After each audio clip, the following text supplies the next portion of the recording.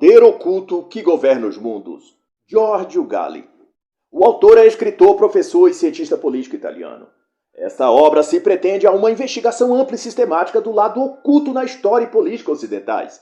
O autor busca então uma interpretação global da fenomenologia da cultura política e da cultura esotérica. E ao seu dizer, a relação entre política e esoterismo não foi rompida com o advento da revolução científica do século XVII. De certo, as práticas místicas reapareceram nas mais variadas formas e aspectos da cultura, da própria política e inclusive nas ideologias totalitárias, como o fascismo italiano, o bolchevismo na Rússia e em tantos pontos históricos de alta relevância. E como prova dessa sua afirmação, ele cita o interesse de Galileu e de Kepler, símbolo do início da Revolução Científica, pela astrologia, de Isaac Newton pela alquimia, e até da corte de Charles I Stuart, na figura de William Lilly, que previu através das estrelas a vitória do partido parlamentar, demonstrando a estreita relação entre política e esoterismo. E ao discorrer o tema ainda no início, o autor faz uma possível distinção, negada por uns praticantes e admitida por outros, entre dois tipos de magia, a magia natural e a magia cerimonial. E conforme discorre o autor, essa diferenciação em comparação se aproxima muito do que nos anos mais recentes tem sido chamado nos círculos místicos e simpatizantes da magia de magia tradicional e magia do caos.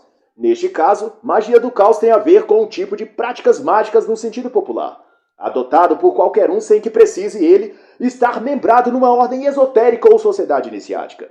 Consiste em o praticante compreender e aplicar os conceitos populares de sigilos, servidores, egrégoras e principalmente as possibilidades mágico-esotéricas de se trabalhar com a mão direita ou com a mão esquerda, como se diz na magia.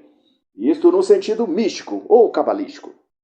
Já na sua definição sobre magia cerimonial, esta é um tipo de magia dos espíritos, teúrgica, onde estão presentes elementos demoníacos, necromânticos, ritos e rituais. Normalmente é hierárquico, constituído de graus de elevação, sucessão, eleição e títulos honoríficos. Ela está, portanto, bastante identificada culturalmente nas ordens secretas e sociedades iniciáticas como maçonaria e Rosa Cruz, dentre outras. A magia natural, por sua vez, é menos complexa. Encontra nas forças da natureza seus principais elementos. E se a magia cerimonial depende de magos, bruxos e bruxas, feiticeiros ou alguma hierarquia ocultista para ser realizada, a magia natural pode ser executada por qualquer pessoa. Nesse sentido, se reflete naquilo que hoje chamam de pop magic, tendo até sites e canais no YouTube que discorrem a respeito. A magia natural é, no dizer de seus praticantes, artística, plástica, terapêutica e menos hermenéutica. Em alguns casos é também chamada de magia cristã ou magnus cristianos, tanto pelo sentido de renovação espiritual, pessoal, que busca atingir, quanto pelos símbolos cristãos que também são utilizados, como preces em salmos bíblicos, cruz, terço, bíblia, e até as ervas e plantas de propriedades terapêuticas que possuem nome de santos bíblicos, como espada de São Jorge, espada de Santa Bárbara, flor de São Miguel, coroa de Cristo, árvore de São Sebastião, flor de Santo Antônio, lágrima de Cristo, etc. E nesse ramo de magia natural destacou-se historicamente nomes como Pico della Mirandola, Cornélius Agripa ou, mais recentemente, já no século XX, o premiado escritor e ocultista Scott Cunningham, falecido em 1993 com mais de 50 obras escritas sobre magia. Já quanto à magia cerimonial, destaca-se a obra Clavícula de Salomão, uma coleção de manuscritos cabalísticos, supostamente escritos pelo próprio rei Salomão da Bíblia, cujo propósito de seus grimórios é ligar o plano físico ao plano astral, ou dimensões da não-matéria. Concatena nomes como Julius Evola, Aleister Crowley, Arnold Kleinheller e talvez até Samuel Auer.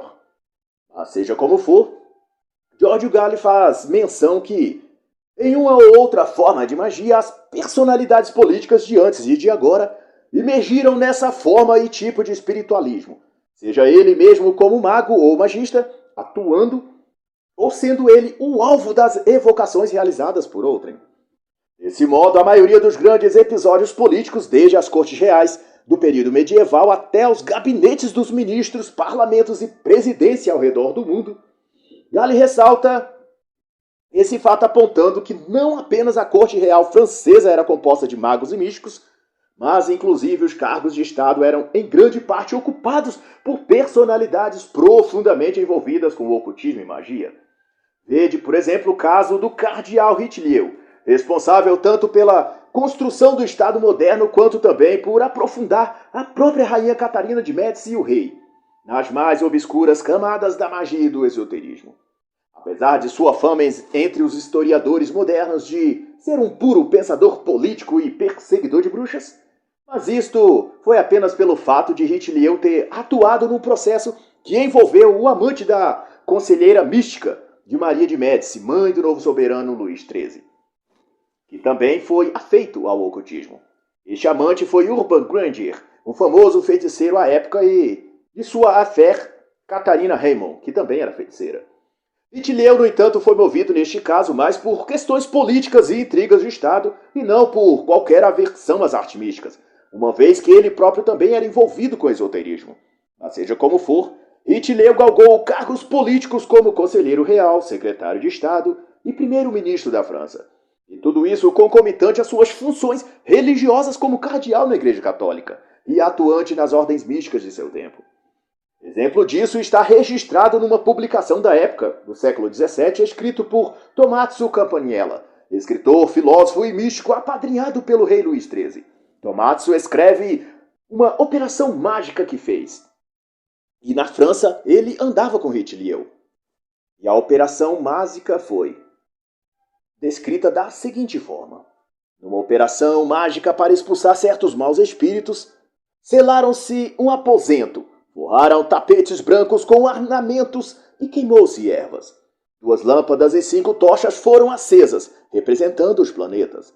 Foi feita representações dos signos do zodíaco e recitados cânticos a Júpiter e a Vênus. Foram usadas pedras, plantas e cores ligadas aos planetas bons, e bebeu-se bebidas consagradas aos astros. E mesmo antes disso, porém, no mesmo ambiente esotérico da corte real, na dinastia francesa de Valois no século XVI, da rainha Catarina e do rei Guilherme II, um ritual de alta magia em 1560, dirigido pelo mago Nostradamus, foi também documentado e publicado em 1614 por Saint Goulart, e serve bem de exemplo da mescla entre política e magia. Num aposento escuro, a rainha sentou-se no centro de um círculo. À frente dela tinha um espelho, nos 4 ângulos os 4 nomes de Deus escritos. Nostradamus salmodiou fórmulas mágicas, e na obscuridade, Catarina viu no espelho sombras que desenharam para ela o futuro do reino. E assim, apesar de arrogar o esclarecimento e a razão como as máximas que circundariam a França e toda a Europa dali por diante, culminando na Revolução Iluminista de 1789, a cultura esotérica e as sociedades iniciáticas continuaram a agir subterraneamente, sob todas as suas formas: magia negra, adivinhação, horóscopo, astrologia, alquimia. E a partir da página 42 até a página 59, Giorgio Galli vai discorrer sobre o conceito de corpos invisíveis na tradição esotérica, ou como melhor é definido, corpos energéticos ou espíritos, como é aceito nos termos comuns. Esse tópico tem relevância no tema geral deste livro porque o interesse pelo mundo dos espíritos, como vai ficar evidente, é o eixo de interesse que liga a cultura política e a cultura esotérica. O autor faz menção que nobres, reis e políticos de toda época e lugar pautaram-se na existência e, portanto, na possibilidade de contato com estes seres de outro plano para conceber, das mensagens recebidas desses espíritos, seus próprios planos e projetos para o mundo. Daí vale ressaltar que, quanto mais apegados fossem à ideia de criaturas espirituais, mais aprofundavam-se nas artes místicas que alegavam poder entrar em contato. E por isso mesmo a cabala judaica, a goétia salomônica e a goétia medieval foram ramos da magia que floresceram e perduraram até nossos dias, pois que, a partir dos estudos desenvolvidos por estas artes místicas, conheceu-se os 144 seres angelicais, ou daimons, possíveis de serem acessados pelos rituais dessas mesmas ciências mágicas, também denominadas de teurgia. E Giorgio Galli traz a explanação de que foi tão forte essa influência das crenças esotéricas que até mesmo Thomas Hobbes, o matemático, filósofo e pensador político, tido como ícone e referência do pensamento materialista moderno, ou seja, livre de superstições e crendices no sobrenatural, mesmo ele mostrou-se ambíguo em relação às criaturas sutis da nossa realidade, como ele mesmo se referiu. Conforme destaca na página 42, Giorgio Galli cita bibliografias onde Hobbes manifesta crer em seres espirituais, porém de corpos sutis, para que fossem percebidos pelos seres humanos, isto é, possuíam corpos mais invisíveis. E daí até a página 59, onde encerra este capítulo, Galli vai elencar um conjunto de pressupostos bibliográficos em que diversos autores no decorrer da história buscaram apontar aquilo que revela, de modo subliminar, na obra de Hobbes, suas instruções esotéricas, especificamente na obra Leviatã, que segundo estes autores, Arrigo Pack, Giulio Giorello e Kate Thomas, foi transmitido por Thomas Hobbes de forma decodificada para certos iniciados que, em posse de algumas chaves interpretativas, conseguiriam decifrar as mensagens ocultistas mais profundas de Hobbes em Leviatã. E uma obra interessante para a compreensão das crenças e práticas mágicas nos bastidores da aristocracia, seja ela política ou social, é a da escritora e pesquisadora Catherine Ryder, chamada Magia e Religião na Inglaterra Medieval. Apesar de concentrar o foco no contexto da Inglaterra, é possível alinhar com o que ocorria em toda a Europa relacionada ao ocultismo e magia. E acho particularmente interessante que a autora busca, principalmente nos capítulos 4, 5 e 6, distinguir pela perspectiva daquele tempo o que era religião e o que era magia, assim como o que eram práticas religiosas e o que eram práticas místicas, e também no que se diferenciava do que era ciência naquela época. Mas de volta à questão, Giorgio Galli vai elaborar que na versão oficial do senso comum, o renascentismo colocou o mundo numa dimensão lógica racional e afastada das crendices da magia e do ocultismo. E sob muitas formas, o pensamento de Max Weber, por exemplo, é considerado um retrato intelectual dos tempos pós-esoterismo.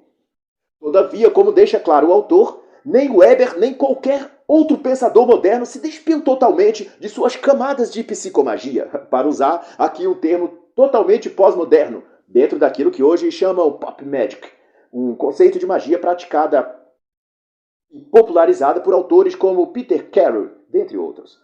De todo modo, esse psicológico místico na interpretação que faz autores como Giuseppe Gil Costanzo e Pablo Jiménez, citados por Giorgio Galli, não abandonou Weber, sobretudo a partir do período em que sofreu de catatonia. Catatonia, aliás, uma condição de mal-estar psicológico ligado à esquizofrenia, qual Weber sofreu entre 1898 e 1903, quando tinha 34 anos. Conforme destacam os autores citados, tomado por base especialmente a biografia de Max Weber, escrita por sua própria esposa Marianne em 1926. Nesta, ressalta uma quase radical mudança de paradigma que Weber teve após recuperar-se do trauma de catatonia. De acordo com essa premissa, isso o aproximou de experiências assumidamente esotéricas. E sua obra mais célebre, A Ética Protestante e o Espírito, ou Geist, do Capitalismo, teriam os sinais dessa influência ocultista, ao menos tardia, na vida de Weber. Para os pesquisadores que endossaram esse debate desde a publicação da obra em 1905 até 1910, o próprio termo Geist, usado para denotar espírito, traz em si uma ambiguidade ou duplo sentido místico, que à época era bem peculiar e controverso, justamente por isso, pela conotação com um estado de ser ou indivíduo que recebe um carisma, uma chave, dom ou poder para perpetrar mudanças na cultura política ou no status quo da sociedade.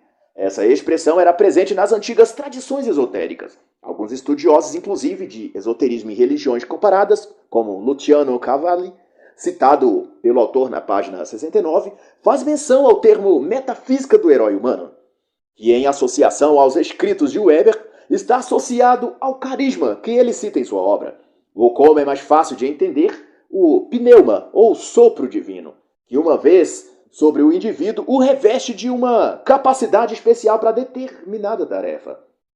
Sabe-se que, por volta de 1911, Weber frequentou o, na época, grande centro místico em Ascona, na Suíça, chamado Monte Veritas. ou Monte da Verdade, ou Monte Verita, como alguns se referem. Também frequentado por tantas outras celebridades das ciências política, filosofia e do próprio ocultismo, como Hermann Hesse, o escritor, Rudolf Steiner, cientista, Theodor Reus, ocultista. Enfim, no Monte da Verdade se produzia eventos espiritualistas e contatos místicos, inclusive com entidades que seus septos diziam estar a revestir certos indivíduos, para que estes influenciassem o mundo em todas as áreas e campos. E como, evidentemente, os conceitos de Weber, de carisma, Geist e do líder carismático se encaixam perfeitamente na tradição mística. A respeito, crê-se que nos anos que Weber passou recolhido devido à sua doença, ele, neste período, tenha tido contato com grupos ocultistas do Monte Verita, para onde se dirigiu após a publicação de sua última obra escrita. Nas páginas 159 e 160, o autor Gary Lettman trata especificamente sobre o Monte Verita e sobre as atividades realizadas por lá. Recomendo, então, essa importantíssima obra para aprofundar mais essa temática. A obra é A História Secreta da Política Ocidental, de Gary Lettman. E também sobre essa questão do líder carismático, ou de indivíduos especialmente escolhidos e dotados de sobrenaturalidade, para usar um termo aqui do próprio Weber nos estudos de Albert Solomon, ou seja, seres, pessoas ou criaturas deste ou de outros mundos ou dimensões que se veem revestidos de potencial místico ou esotérico para mudar o destino do mundo ou da raça humana.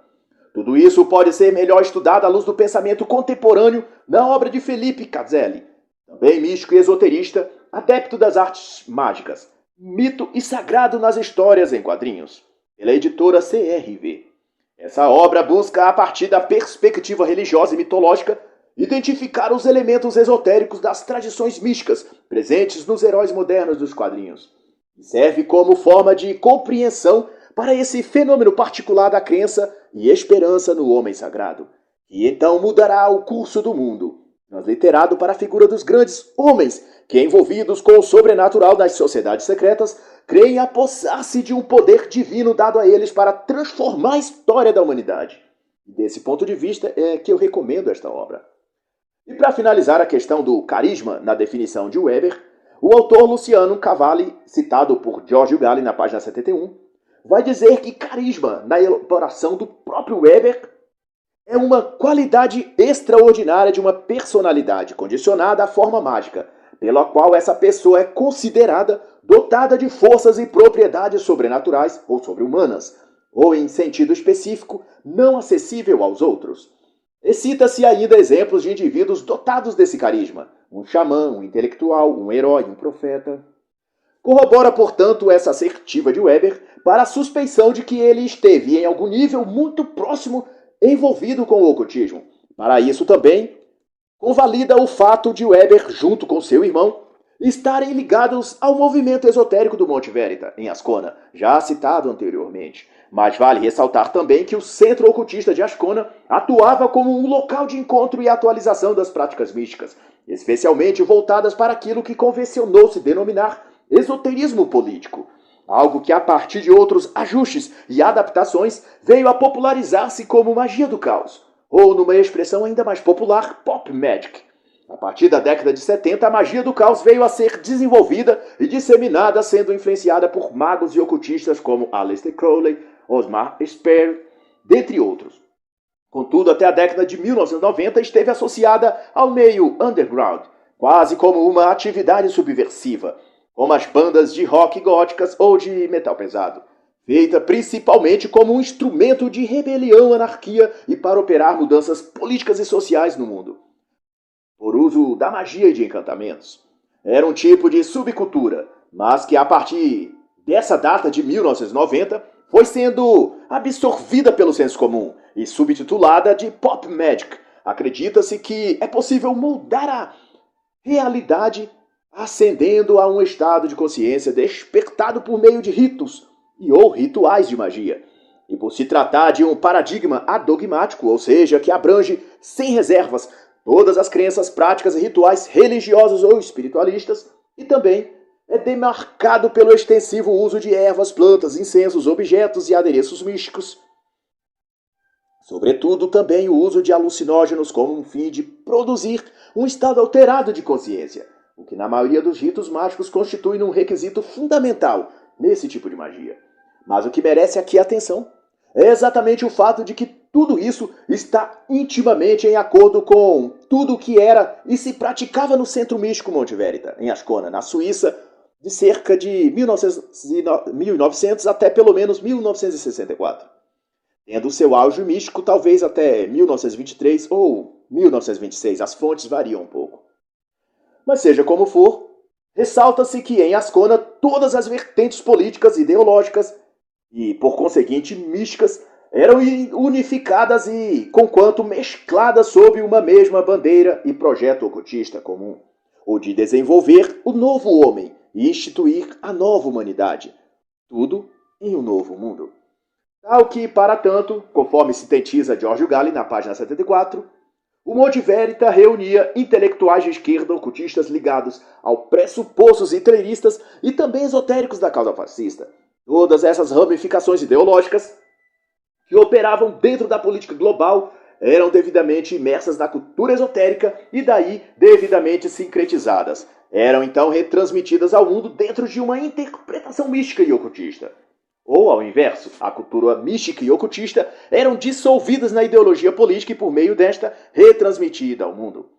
Mas de qualquer modo, no entanto, eram ambas coisas salvaguardadas por um pressuposto maior descrito nesse contexto de magia ou de práticas mágicas. A participação de Max Weber nos eventos em Ascona, vai então concluir o autor, não era periférica ou descompromissada. Em vez disso, ocorreu numa base de relações que recai na busca de aprofundamento esotérico, que se estende da tradição europeia e para além da Europa.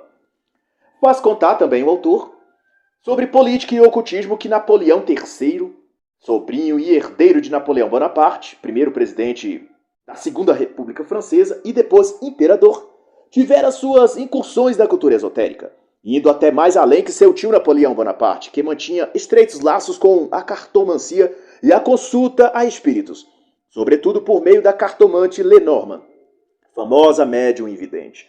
Todavia, Napoleão III manteve-se conectado com o ocultismo, dentre outros modos pelas consultas que fazia para receber instrução a Allan Kardec e a Eliphas Levi. Ambos dispensam aqui a apresentação.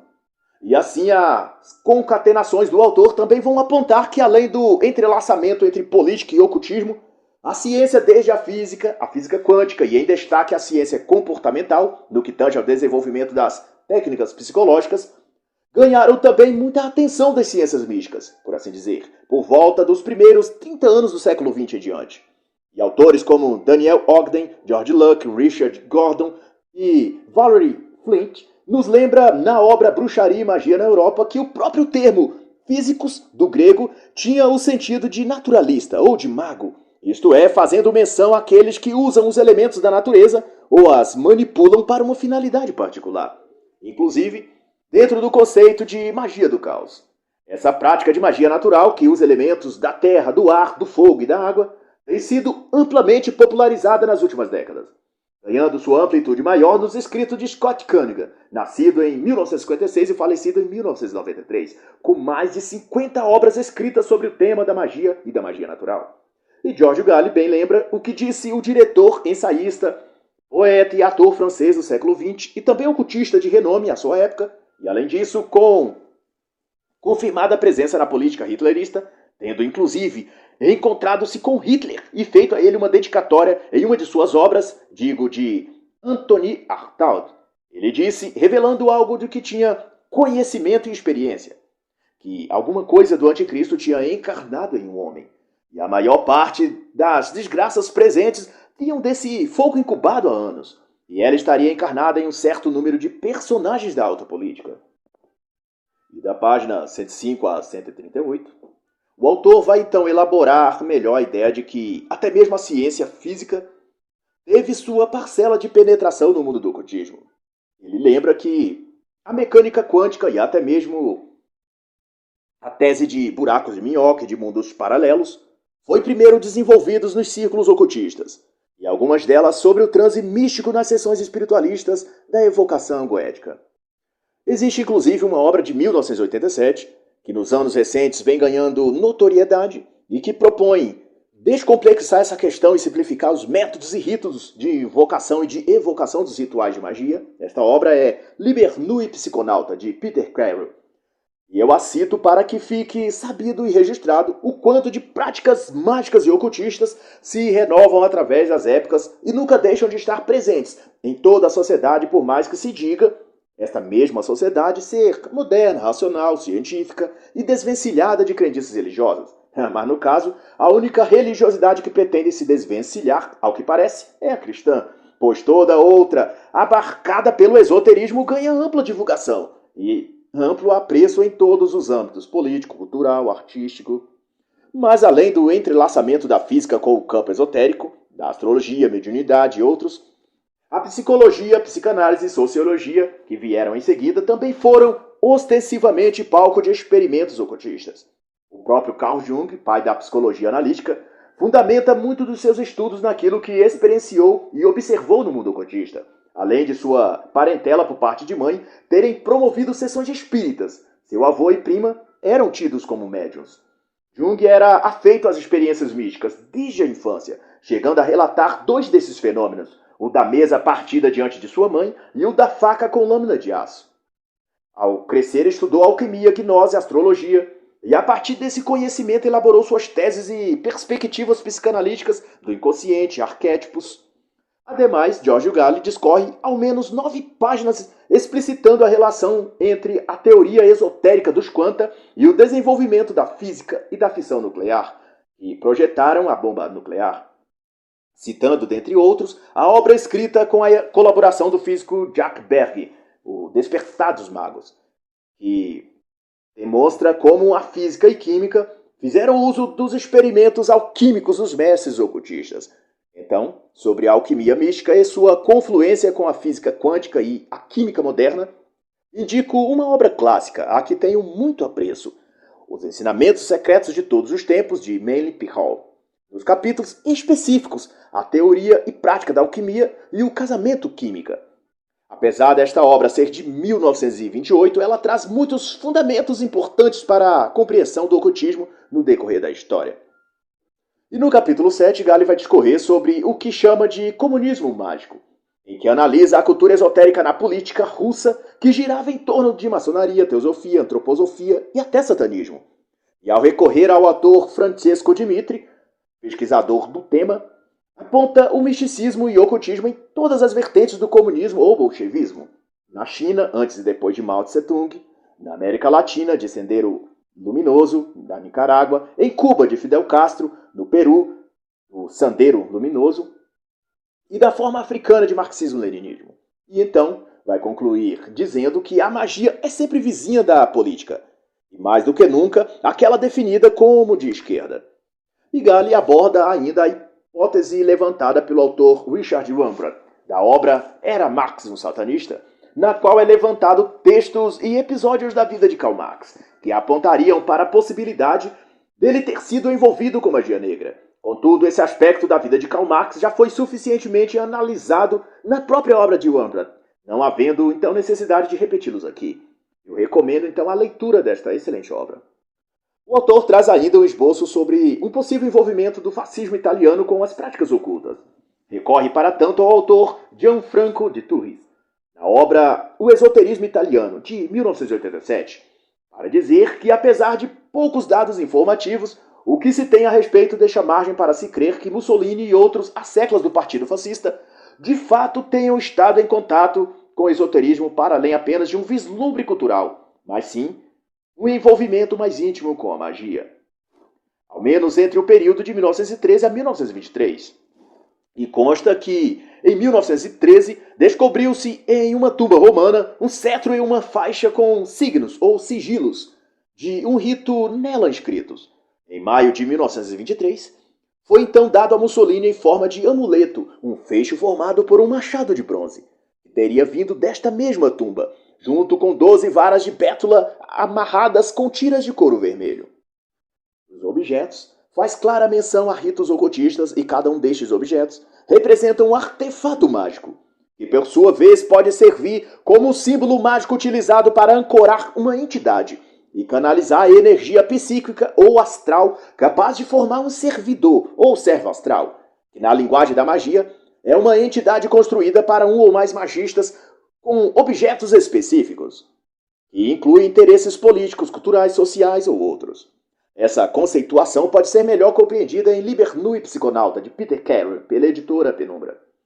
E se estendermos um pouco mais a questão, é possível associá-la também ao conceito denominado na magia de egrégora, já que, semelhante à criação de servidores, esta também se utiliza da vibração do corpo mental para reproduzir-se na matéria. Nesse particular, eu posso indicar a obra A Egrégora Maçônica, de Gabriel Fernando Gomes, pela editora Trolha, em 2016. E merece destaque, nessa questão de símbolo e imagens de poder, ou dos sigilos mágicos, como preferir, a visão de Codrean, imponente líder político romeno do século XX, e fundador do movimento legionário que também teria nascido através de uma visão espiritual, de uma experiência catártica. Enquanto estava preso em Bucareste, na Romênia, Codrean teve seus sentidos arrebatados na capela da prisão de frente a uma imagem do Arcanjo Miguel.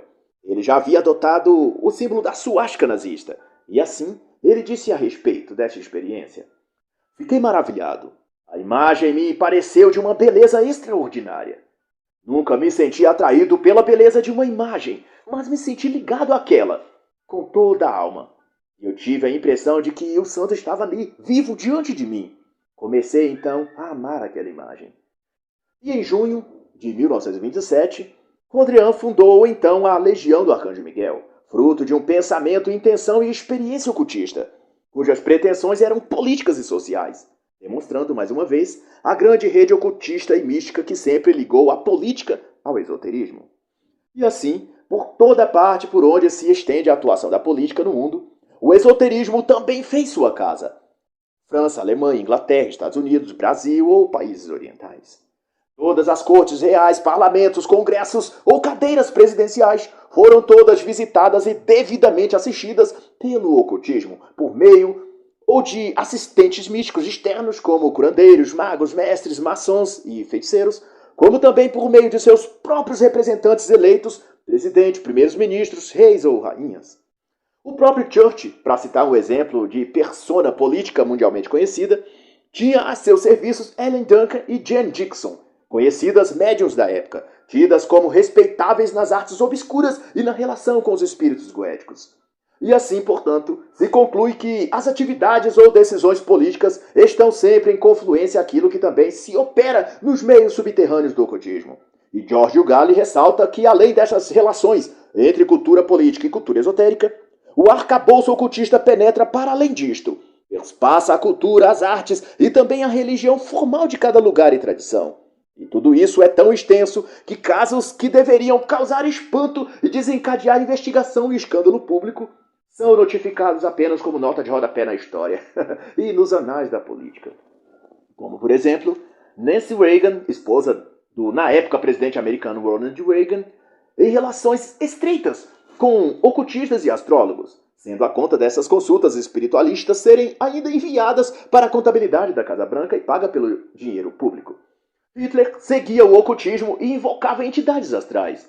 Georgios Papandreou, primeiro-ministro grego, entre 2009 e 2011, seguia previsões cabalísticas, vindo a ser alvo de reportagem a respeito na revista The Economist, na década de 1980, antes mesmo de ele assumir o parlamento. Deng Xiaoping, ditador chinês entre 1978 e 1992, consultou e foi por ele curado um xamã de nome Zhuge Shihan. Bill Clinton mantinha um objeto ocultista em sua mesa de trabalho na Casa Branca. E sua esposa, Hillary Clinton, chegou a admitir que tinha conversas com um espírito guia, além de também com os espíritos de Elvis Presley e Eleanor Roosevelt.